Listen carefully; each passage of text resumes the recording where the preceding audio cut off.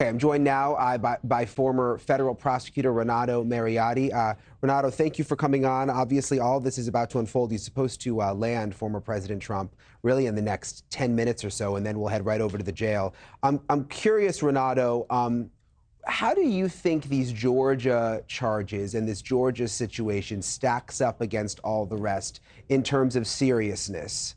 Do you think this is the most serious? Is it in the middle? What's your impression there? I think the most serious charges are in Mar-a-Lago.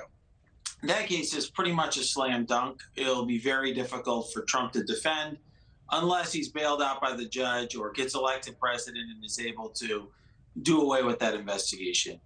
I think, the real comparison, if we're trying to compare this, is really with the D.C. January 6th indictment brought by Jack Smith. Similar conduct, but very different approach. Jack Smith was using a scalpel. Fani Willis was using a sledgehammer. And what I mean by that is that Jack Smith carefully drew that indictment to have a single defendant, very limited counts there that he was charging, tried to get around First Amendment issues. He clearly wrote Mark Meadows out of the indictment because it's, I think, apparent that that he's going to be a witness for Jack Smith. Whereas Fani Willis in Georgia charged everyone under the sun. There's 19 defendants. You showed their mugshots a moment ago, and really charged everything under the sun. So I think they're serious in different ways, but I think they both are sort of below significantly below the Mar-a-Lago case in terms of just looking at the evidence, how devastating it is. And you mentioned the 19 defendants. We saw the mugshots. If you're the prosecutor on this case, Renato, I mean, it just seems like so much. It's a lot of work, but are you hoping that some of those defendants will flip? Do you think they plan on some of them flipping? Do they try to use them against each other? Like, what's sort of going on behind the scenes right now? Absolutely. I think, there's value to both approaches. But if you take the sledgehammer or scattershot approach that Fani Willis did, part of the value there is it's almost like if a lion is hunting a pack of gazelles, there's the weak links, the ones that are a little slower than the rest.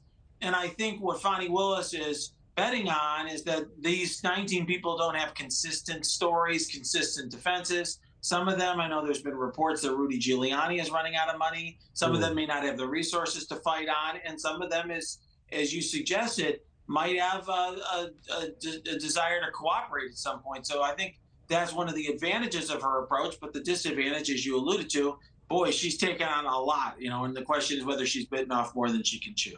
And it's interesting you bring up money. I don't think people talk about that enough and how it comes into play here. Obviously, Trump has the money because he can use these legal defense funds. But we heard from a lawyer earlier on the show that they speculated it might be anywhere from $500,000 to $1 million per case for legal fees. If you're one of the folks on that list that doesn't have a lot of money or access to a legal defense fund, perhaps that does contribute to your reasoning in terms of whether or not you want to cooperate. Oh, there's no question. Look, I currently, I've been in private practice several years. I represent clients across the country, and 7 figures is pretty much the norm for legal defense in a case like this. That's what it would cost if I was defending one of those people. And that's a lot of money. And it's devastating for someone who doesn't have the ability to raise money the way that Trump is. And so I do think it's a factor. And I will say I do think that Trump may be making a mistake by not paying the legal fees of people like Giuliani, because ultimately, if they become desperate, they may point the finger at Donald Trump. Yeah, that's a really interesting point. Renato Mariotti, thanks for coming on with us tonight. We really appreciate it. Thank you. Thanks so much for watching. Go to joinnn.com to find NewsNation on your television provider. And don't forget to click the red subscribe button below to get more of NewsNation's fact-driven, unbiased coverage.